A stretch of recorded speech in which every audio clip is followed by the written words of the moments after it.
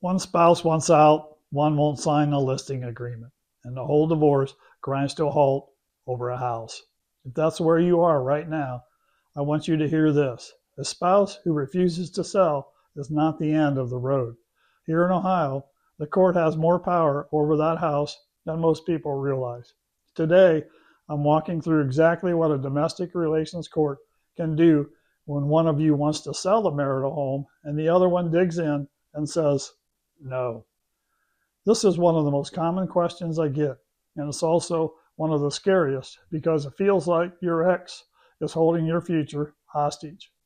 I'm Jim West. I'm a realtor here in Marysville, and I'm a certified divorce real estate expert, which just means I spend a lot of time helping people sell a home in the middle of a divorce, usually when the two sides don't agree on much of anything. So let me start with the big one, the question that keeps people up at night. Can the court actually force the sale of your house if your spouse won't cooperate? The short answer is yes.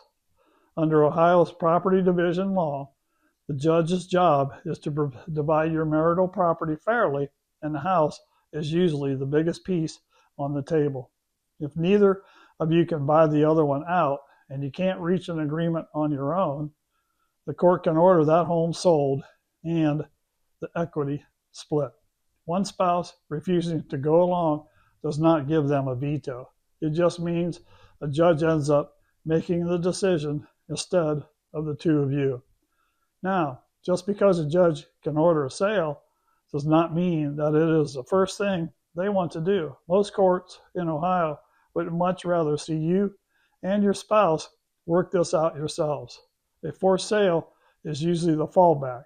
What happens when you run out of agreement, when you run out of agreement, not the starting point. When you can reach a deal on your own terms, you keep more control and usually end up with a better financial outcome. Before we get to the court ordering anything, I always want people to understand the alternative, because a forced sale isn't the only way out. If one of you wants to keep the house, the usual path is a buyout. That spouse refinances the mortgage into their own name and pays the other one their share of the equity. That can be a good option when somebody can truly afford the home on a single income. But that's exactly where a lot of these fights start. One person wants to keep the house and can't actually qualify to refinance it, or they can't come up with the buyout money, but they still won't agree to sell. And when keeping it isn't realistic and selling is off the table too, you end up stuck, which is the moment the court usually has to step in. Now here's where it gets interesting, because this is the part almost nobody knows about. People imagine a scenario where the court orders a sale, the house goes under contract, and then the stubborn spouse just refuses to sign the closing paperwork, and everything falls apart again. It doesn't work that way in Ohio. The court has a tool for exactly this situation. If a spouse is ordered to sign and they won't, a judge can appoint someone else. Often it's the clerk of courts to sign a deed in their place. The court can even transfer the title by court order directly. That signature carries the same legal weight as if your spouse had signed it themselves. So the idea that one person can block the sale forever just by crossing their arms and refusing to put pen to paper, that's a myth. The court can move forward without them. And here's the part most people don't think about. Once a judge is the one making a call, you start to lose control. You may not get to choose when the home hits the market, how it is priced, how aggressively it is marketed, or even which agent handles the sale. When you and your spouse agree to sell on your own terms, and you'll keep a lot more control over those details.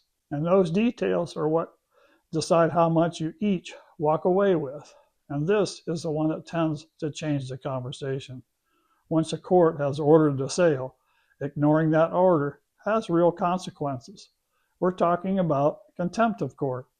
A spouse who refuses to cooperate after a judge has ruled can be hit with fines, can be ordered to pay the other side's legal fees, and in serious cases, even face jail time. So the spouse who thinks dragging their feet is a winning strategy usually finds out it's an expensive one too. Most of the time, once people understand that the court can sign for them and penalize them on top of it, the resistance softens and we can get the home sold the normal way, listed, marketed, and closed like any other sale. I do want to be clear about one thing. I'm a real estate expert, not an attorney, and every divorce is different. The exact path you choose depends on your court, your judge, and the orders already in place. So your divorce attorney is the one who guides the legal strategy. What I bring is the house side of it.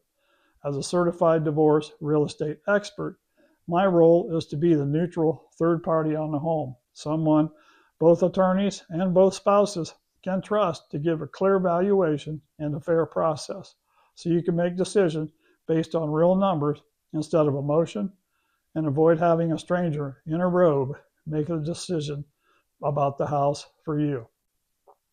So here's what I want you to walk away with. A spouse who won't agree to sell can slow things down, but in Ohio, they generally can't stop the sale. The court can order the home sold, the court can appoint someone to sign if your spouse refuses, and refusing a court order comes with real penalties. You have more options than it feels like you have right now, and the sooner you understand them, the more control you keep. If you're living through this in Marysville or anywhere in Union County, here's how I can help. Comment the word divorce below, and I'll send you my divorce home sales guide. It lays all of this out in plain language and walks you through options step by step.